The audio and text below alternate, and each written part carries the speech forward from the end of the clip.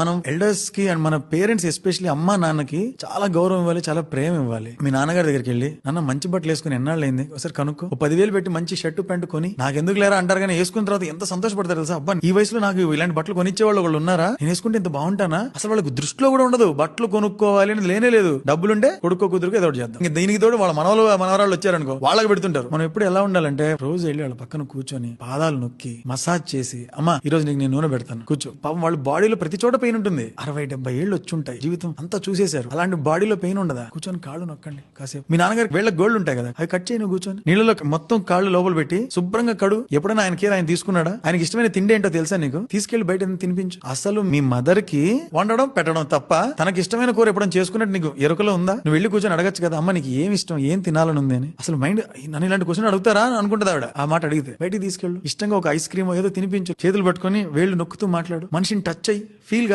నువ్వు పెద్ద బిజీలే స్వామి, మాకు తెలుసు నువ్వు బిజీ అని, ఫోన్ ఇసిరి కొట్టి పక్కన వెళ్ళి కూర్చో కాసేపు. చెప్పే జాగ్రత్తగా విను, ఇప్పుడు కాకపోతే ఎప్పుడు దొరకదు. భాగ్యం అది పేరెంట్స్ దగ్గర కూర్చొని వాళ్ళకి సేవ చేయడం అనేది. అందరం పరిగెడుతున్నాం ఏదో పీకుతామని, ఆగు వెనక్రా, కొంచెం వాళ్ళతో మాట్లాడు, వాళ్ళకి ఏం కావాలో తెలుసుకో. It is high time that we give it back to them. ఓసారి మా మదర్ నాకు ఏదో రకరకాల వంటలను వండింది, ఎప్పుడు లేనిది. ఏంటమ్మా ఇన్ని వండేవి ఏంటమ్మా అంటే, ఈ రోజు మదర్స్ డే అంట కదరా అనింది. అంటే మదర్స్ డే అంటే నేను నీకు ఏదైనా ఇవ్వాలమ్మా అంటే, అవునా నాకెందుకు ఇలా అర్థమైంది అని. అది మరి ఎప్పుడెప్పుడు ఇవ్వాలా అనేటట్టే ఉంటారు వాళ్ళు. దాన్ని ఆపి మేమిస్తాం